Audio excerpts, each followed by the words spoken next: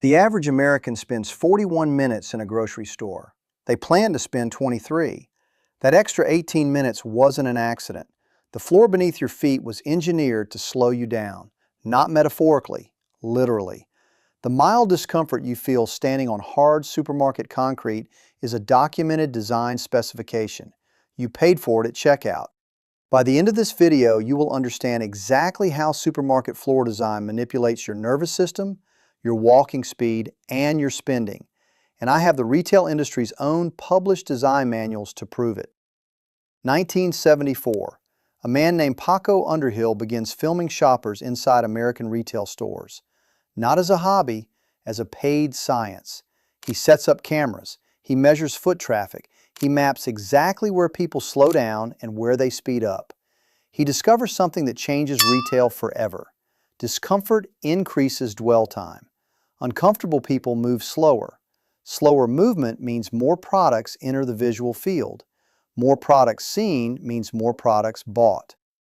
Underhill built a consulting methodology around this. He worked with Walmart, Kroger, and Target. In 1999, he published a book called Why We Buy. Retailers had known these principles for 25 years before that book existed. The floor was never just a floor. You already suspect supermarket music is deliberately slow. You're right. In 1982, Ronald Milliman published findings in the Journal of Consumer Research.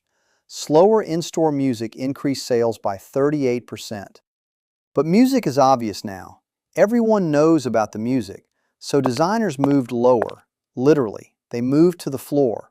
Hard concrete flooring is standard across American supermarkets, not primarily because it's cheap to maintain. That's a secondary benefit.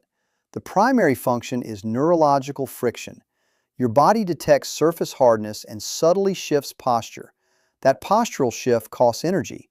Your brain begins prioritizing physical stability over decision-making. You slow down. You didn't decide to, your nervous system did. In 1998, researchers at the Georgia Institute of Technology published findings on gait variability in commercial environments. Hard, slightly uneven surfaces, including polished concrete, produce what they call micro-adjustments. These are tiny, unconscious corrections your feet and ankles make with every step. Each micro-adjustment sends a low-level stress signal to your brain. Not pain, not discomfort you'd notice, just enough neurological noise to keep your prefrontal cortex partially occupied. Here's why that matters. Your prefrontal cortex handles impulse control. When it's partly occupied with physical navigation, it has less capacity for financial decision-making.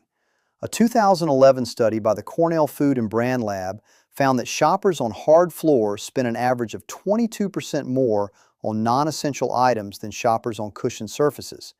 The researchers name this embodied cognitive load. Retailers call it ambient friction design.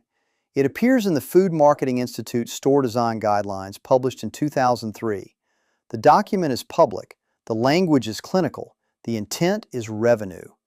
All three institutions drew from the same source, the Human Factors and Ergonomics Society, founded in 1957, originally a military research organization.